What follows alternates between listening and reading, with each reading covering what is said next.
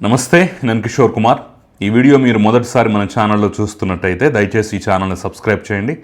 అదేవిధంగా కింద మీకు హైప్ బటన్ కనిపిస్తే దాన్ని ప్రెస్ చేసి మాకు పాయింట్లు ఇవ్వటం కూడా మర్చిపోకండి. మీ ప్రోత్సాహమే మాకు కొండంత బలాన్ని ఇస్తుంది.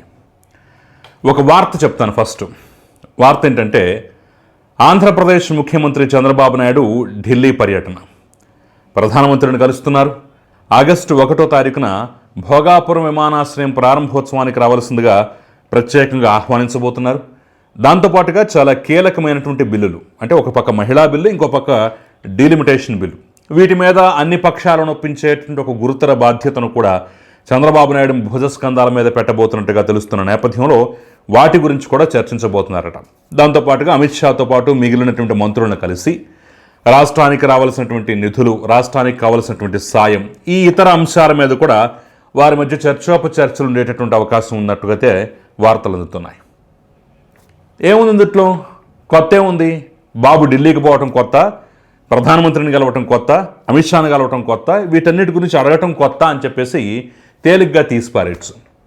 అయితే దీనికి అనుబంధంగా ఇంకో వార్తను కూడా ఇప్పుడు నేను ఇక్కడ చెప్తాను. అప్పుడు మీకు సబ్జెక్ట్ అంతా చాలా క్లియర్గా, క్లారిటీగా తెలుస్తుంది. జగన్మోహన్ రెడ్డి కూడా ప్రధానమంత్రిని కలిసేందుకు ప్రయత్నాలు చేస్తున్నారట. తన అనుంగ మిత్రుడు, తన పార్టీ నేత, తన సహచరుడైనటువంటి మిథున్ రెడ్డి ద్వారా ప్రధానమంత్రి గారి అపాయింట్మెంట్ ఏదో రకంగా మీరు సంపాదించండి, నేను ఒక్కసారి వారిని కలవాలి, వారితో మాట్లాడాలి అనేటటువంటి ప్రయత్నాల్లో ఉన్నారట. ఇది కదా వార్త, ఇది కదా మనం మాట్లాడాల్సింది, ఇది కదా చర్చించాల్సింది, ఇది కదా విశ్లేషించాల్సిందని చెప్పేసి చాలామంది అనుకుంటూ ఉండొచ్చు. ఎస్, అక్కడికే వస్తున్నాను. ముఖ్యమంత్రి ప్రధానమంత్రిని కలవటం, చంద్రబాబు నరేంద్ర మోదీని కలవటం ఇప్పుడు పెద్ద వార్త అయితే కాదు కానివ్వండి. ఎందుకో జగన్మోహన్ రెడ్డి ఆ ప్రయత్నాల్లో ఉన్నాడు, కలిసే ప్రయత్నం చేయబోతున్నాడు, అపాయింట్మెంట్ కోసం ప్రయత్నం ముమ్మరం చేశాడు అని చెప్పేసి ఎప్పుడైతే బయటికి తెలిసిందో అనేక రకాలైనటువంటి విశ్లేషణలు, అనేక రకాలైనటువంటి అనుమానాలు, అనేక రకాలైనటువంటి అంశాలు అయితే అందరి మనస్సుని, మెదళ్లను తొలిచివేస్తున్నాయి. ఎందుకై ఉంటుంది అని చెప్పేసి ప్రశ్నల మీద ప్రశ్నలు వస్తున్నాయి. అయితే సోషల్ మీడియాలో కానివ్వండి, మెయిన్ స్ట్రీమ్ మీడియాలో కానివ్వండి, లేదంటే రాజకీయ పండితుల యొక్క విశ్లేషణల్లో దొరికినటువంటి అంశాలు ఏంటో నేను ఇక్కడ చెప్పే ప్రయత్నం చేస్తున్నాను. ఇదిగో ఈ కారణం చేత కలిసే అవకాశం ఉందట, ఇందుకోసం కలవబోతున్నాడట అని చెప్పేసి అందరూ అనుకుంటున్న మాటలు నేను ఇక్కడ ప్రస్తావించే ప్రయత్నం చేస్తాను. లిక్కర్ స్కామ్కు సంబంధించి ఈడీ దూకుడు పెంచింది. సో ఆ ఈడీ దూకుడికి ఏదో రకంగా అడ్డుకట్ట వేయాలి, ఈడీ దూకుడికి ఏదో రకంగా కళ్ళెం వేయాలి, పోని ఆ ఈడీ రాడార్ నుంచి, వాళ్ళ డేగ కనుల నుంచి మిగతా వాళ్ళు అలా పోయినా సరే తాను మాత్రం తప్పించుకుని బయటపడితే చాలు అనే ఉద్దేశంతో, దానికోసం పావులు కదపటం కోసమే, దానికోసం అది పై వాళ్ళ యొక్క ప్రాపకం కోసమే జగన్మోహన్ రెడ్డి ఢిల్లీ పర్యటన కోసం, ప్రధానమంత్రి గారి అపాయింట్మెంట్ కోసం ఎదురు చూస్తున్నాడు, ప్రయత్నం చేస్తున్నాడు అనేటటువంటి వార్త అయితే ఇప్పుడు హల్చల్ చేస్తుంది. ఎందుకో ఏంటో నేను క్లియర్గా వివరించేటటువంటి ప్రయత్నం చేస్తాను. ఇక్కడ లిక్కర్ స్కామ్కి సంబంధించి 2 కేసులు ఉన్నాయి. ఒకటి, ఈ లిక్కర్ స్కామ్కి సంబంధించి 2 కేసులు ఉన్నాయి.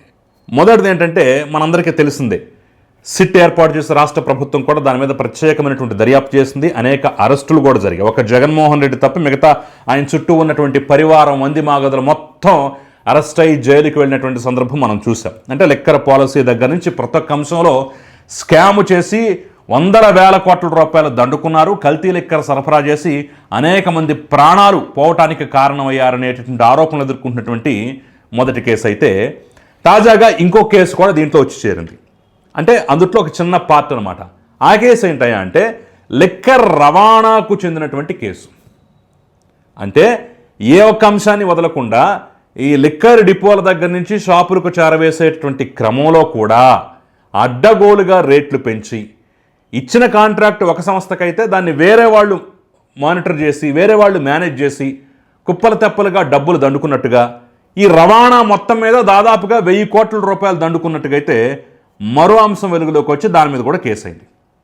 సో రాష్ట్ర ప్రభుత్వం ఏర్పాటు చేసినటువంటి సిట్టు దర్యాప్తు ఏ రకంగా సాగిందో మనందరికీ తెలుసు. రాజ్ కసిరెడ్డి దగ్గర నుంచి మొదలు పెడితే కృష్ణమోహన్ రెడ్డి, ధనుంజయ రెడ్డి, గోవిందప్ప బాలాజీ, ఇంకా ప్రముఖులందరూ చాలా పెద్ద ఎత్తున చాంతాడంత లిస్టులో చాలామందిని అరెస్ట్ చేశారు, జైల్లో పెట్టారు, కొంతమందికి బెయిల్ వచ్చాయి, కొంతమందికి రాలేదు, ఇంకా కొంతమంది మగ్గుతున్న పరిస్థితి ఇదంతా మనకు తెలిసింది. అయితే ఈ మధ్య కాలంలో ఈడీ ఈ అంశంలోకి ఎంటర్ అయ్యి ఒక కీలకమైనటువంటి 3 అరెస్టులు చేసింది. ఇప్పుడు అదే ఈ 3 అరెస్టులే గుబులు పుట్టిస్తున్నాయట. అరెస్ట్ నెంబర్ 1 మనందరికీ తెలిసిన రాజ్ కసిరెడ్డి రాష్ట్ర ప్రభుత్వం ఏర్పాటు చేసినటువంటి సిట్ ద్వారా అరెస్ట్ అయ్యి జైల్లో ఉండి బెయిల్ తీసుకొచ్చిన తర్వాత మళ్ళీ ఈడీ కూడా అరెస్ట్ చేసింది. ఈడీ కూడా అరెస్ట్ చేసి లోపల పెట్టినటువంటి పరిస్థితి. నంబర్ 2 వాసుదేవరెడ్డి సిట్ అరెస్ట్ నుంచి తప్పించుకున్నాడు. ఎందుకంటే అతను అప్రూవర్గా మారిపోయాడు, నిజాలు మొత్తం కక్కేశాడు. అతను చెప్పినటువంటి నిజాల ఆధారంగానే ఈ కేసు ఇంతవరకు వెళ్ళిందని చెప్పేసి కూడా ఆ రోజుల్లో కొన్ని వార్తలు వచ్చాయి. బహుశా ఆ కారణం చేత అరెస్ట్ వరకు వెళ్ళలేదు. కానీ ఈడీ మాత్రం లేదు నీకు మినహాయింపు ఇవ్వమని చెప్పేసి అతను కూడా లోపలికి తోసేసింది. ఇక నంబర్ 3 కారుమూరి నాగేశ్వరరావు కుమారుడు సునీల్,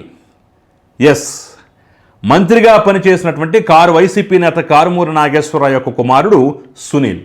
ఈ మనం రెండో కేసు ఏదైతే ఉందో రవాణాకు సంబంధించి ఆ రవాణా కేసులో సూత్రధారి పాత్రధారి ఇతనే, ఆ 1000 కోట్ల రూపాయలు ఇతని జేబుల్లోకి వెళ్ళాయని చెప్పేసి చాలా తీవ్రమైనటువంటి ఆరోపణలు ఉన్నాయి. దాంతోపాటుగా ప్రబలమైనటువంటి సాక్ష్యాలు ఆధారాలు దొరికిన నేపథ్యంలో ఏకంగా ఈడీఏ రంగంలోకి దిగి అరెస్ట్ చేసిందనమాట.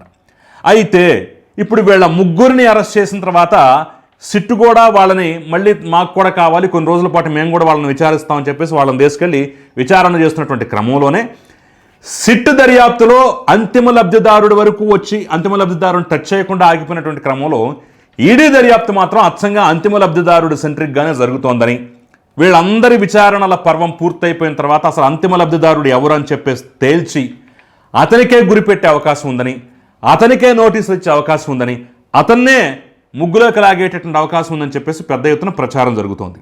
ఆ క్రమంలోనే సిట్ దర్యాప్తు జరుగుతున్నంత కాలం ఆఖరికి మిథున్ రెడ్డి అరెస్ట్ అయ్యి లోపల కూర్చున్నా సరే తడిగుడ్డేసుకొని హ్యాపీగా నిద్రపోయినటువంటి జగన్మోహన్ రెడ్డి ఇప్పుడు ఈడీ రంగంలోకి దిగి ముచ్చటగా 3 అరెస్టులు చేయగానే ఇక ఈసారి నాకే నోటీసులు ఇవ్వబోతోంది, నన్నే ముగ్గులోకి దించబోతున్నారని చెప్పేసి ఒక భయం పట్టుకుందని, అందుకోసమే ఆయన ఎట్లాగైనా సరే వీళ్ళ రాడార్ నుంచి తప్పించుకోవాలి, వీళ్ళ యొక్క వల నుంచి తప్పించుకోవాలనే ఉద్దేశంతో ఢిల్లీ వెళ్ళబోతున్నాడని, ప్రధానమంత్రి గారి అపాయింట్మెంట్ దానికోసమే కోరాడని, ఒకవేళ అది దొరికినట్టయితే వెళ్ళి తన గోడుని మొరని వెళ్ళబోసుకునేటువంటి అవకాశం ఉందని చెప్పేసి అయితే విస్తృతంగా పుంఖానుపుంఖాలుగా సోషల్ మీడియాలోను మెయిన్ స్ట్రీమ్ మీడియాలోను రాజకీయ పండితుల యొక్క విశ్లేషణలను ఇదే అంశం ఇదే టాపిక్ అయితే చాలా గట్టిగా నలుగుతోంది. సో ఇక ఫైనల్గా ఈ అంశం మీద నేను చెప్పొచ్చేది ఏంటంటే, ఏమో గుర్రం ఎగరావచ్చు అన్నట్టుగా జగన్మోహన్ రెడ్డికి ఆ భయం ఉందేమో, అందుకనే ప్రధానమంత్రి గారి అపాయింట్మెంట్ కోసం ప్రయత్నం చేస్తున్నాడేమో అనేటటువంటి అనుమానాలు అయితే నాకు కూడా కలుగుతున్నాయి. ఎందుకంటే జగన్మోహన్ రెడ్డి ప్రధానమంత్రిని ఎప్పుడు కలిసాడు లాస్ట్ టైం? తాను ముఖ్యమంత్రిగా ఉండగా, తాను అధికారంలో ఉండగా. అధికారం పోయి దాదాపుగా 2 సంవత్సరాలు పూర్తయిపోయింది. మరి ఈ 2 సంవత్సరాలు ఏ సందర్భంలోనూ ఎక్కడా ప్రధానమంత్రిని కలుద్దామనేటటువంటి ఉద్దేశం కూడా లేనటువంటి జగన్మోహన్ రెడ్డి ఇప్పుడు సడన్గా ప్రధానమంత్రిని కలవాలనేటటువంటి ఆలోచనకి ఎందుకు వచ్చినట్టు? ఆల్రెడీ ఆంధ్రప్రదేశ్ రాష్ట్రంలో బీజేపీ, జనసేన, టీడీపీ కూటమి కట్టు ఉన్నాయి. టీడీపీ, జనసేన వీళ్ళిద్దరి యొక్క బలం ఈ రెండిటి వల్లే నిన్న మొన్నటి వరకు కూడా కేంద్రంలో ప్రభుత్వం మనగలిగింది అనేటటువంటి సత్యం తెలుసుకున్నటువంటి జగన్మోహన్ రెడ్డి ఇన్ని రోజులు చేయనటువంటి ప్రయత్నాలు, చేసినా వృధా అని భావించినటువంటి ప్రయత్నాలు మరి ఇప్పుడు ఏం మారిందని చెప్పేసి ప్రధానమంత్రిని కలవడానికి ప్రయత్నం చేస్తున్నారు అంటే సంథింగ్ ఈజ్ ఫిషీ.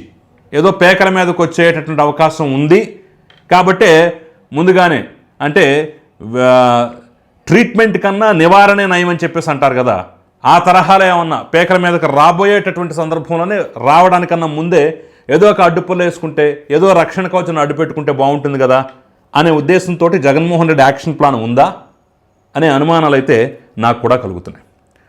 సో మరి రాజకీయ పండితులు, విశ్లేషకులు ఏం చెప్పారు, అదేవిధంగా నాకున్నటువంటి అనుమానాలు ఏంటి అనేది కూడా నేను క్లియర్గా ఈ వీడియోలో ఎక్స్ప్లెయిన్ చేశాను.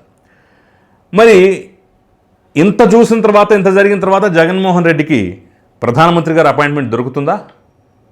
దొరికి ఆయన అనుకున్నటువంటి రక్షణ దొరికేటటువంటి ఛాన్స్ ఉందా? ఏమో కాలమే నిర్ణయించాలి. సో ఆ ఒక్క పాయింట్ మీద మీ అభిప్రాయం ఏంటనేది అయితే నా కింద కమెంట్ రూపంలో తెలియజేసే ప్రయత్నం చేయండి. Thank you very much.